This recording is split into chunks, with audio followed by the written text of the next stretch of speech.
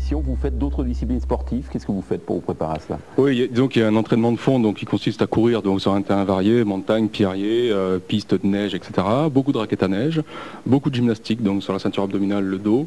Et puis après, bon, il y a du sport loisir, kickboxing, handball notamment. Et puis c'est toute une équipe qui va partir là-bas, et en particulier, on peut citer alors Corinne Pelos-Vélo, c'est important parce qu'elle a fait du handball également. Oui, alors Corinne, bon, bah, c'est vrai qu'elle était très connue dans le sud de la France il y a quelques années dans le domaine du handball. Et donc Corinne a participé en 95 donc à la première jonction du pôle lourd magnétique donc féminin, et était sans doute l'une des premières femmes au monde à l'avoir atteint en autonomie. L'exploit sportif, mais également surtout vous y allez aussi pour faire des expériences scientifiques et éducatives. Ouais, bah nous, le concept, disons, des marcheurs de la Terre, c'est d'associer donc des projets, des programmes éducatifs donc à l'exploration, qu'elle soit amazonienne, polaire ou saharienne, et également donc des projets scientifiques ou médico-scientifiques sur la moelle osseuse, les tissus de soutien, comme on fait actuellement donc avec le CHU de Genève. Ouais, ça ressemble un peu à ce que fait Laurence de la Ferrière. On est en train de voir justement des images. Ça va être à peu près le même principe, c'est-à-dire que vous allez partir comme cela avec non pas de ski, plutôt des raquettes à neige, mais vous allez traîner des chariots comme ça. Voilà, c'est exactement la même chose. Donc là, c'est une poulka qui pèse 130 kg apparemment. Et c'est vrai que me concernant, j'aurai également 130 kg. Corinne aura 90 kg. Et c'est très impressionnant de voir Laurence de la Ferrière tracter une charge pareille. Alors quel est le lien avec cette école d'Annemasse? Alors le lien avec cette école d'Annemasse, c'est que bon, c'est vrai que cette année, donc on a un projet pilote avec une école expérimentale donc à Annemasse, l'école Marianne Cohen 2. Et ce qui fait qu'on devrait avoir à peu près 5 classes donc, qui vont suivre en temps réel, au jour le jour, l'expédition donc jusqu'au début mai.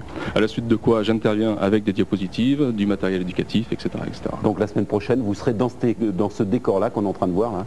Exactement. Alors ça, c'est un décor antarctique. Donc en Arctique, pareil, il faut voir qu'en Arctique, on est quand même sur la mer. On marche sur la mer, donc il y a des dérives. Donc la glace est fracturée. Et également, donc le danger numéro 1, c'est l'ours. Chose qu'on n'a pas en Antarctique. Ouais. Et puis vous dites, c'est pas un exploit. Nous, ce qu'on veut, c'est surtout montrer qu'on fait ça, mais pour le plaisir de l'aventure. Bah, la passion, avant tout, c'est une passion pour la Terre, pour la découverte de la Terre, de son histoire, de son milieu naturel.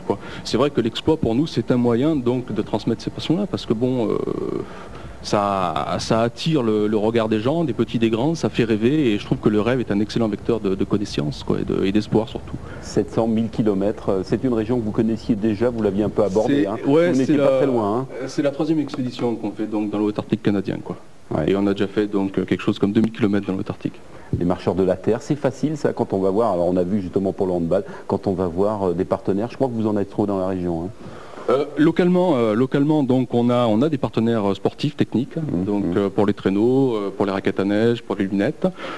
C'est vrai qu'on a aussi obtenu donc un partenariat avec des laboratoires médicaux de Suisse, plus l'hôpital universitaire de Genève. Donc oui, il y a du monde qui s'occupe un petit peu. Voilà, non, il n'y a pas de problème. Le département est très réceptif. C'est également une autre Savoyarde qui s'est mêlée à votre équipe. Il s'agit de Fabienne Desbioles. Voilà, Fabienne Desbioles. Bon, anciennement c'était une cliente, c'est très marrant, et actuellement donc elle est devenue donc responsable du secteur ethno et médical des projets des marcheurs de la Terre, et c'est également elle qui va tenir donc le camp de base donc au village de Resolute Bay. Ouais, vous êtes combien à partir au total? Au total, il y a 4 personnes, donc Corinne et moi sur la banquise, Fabienne au camp de base, et donc un intervenant qui est donc caméraman qui va intervenir sur une quinzaine de jours et qui va tenter de sortir quelques images pour un film futur. L'expédition sans compter le temps de travail, il faut compter à peu près de 600-700 000 francs, 30 mois de préparation.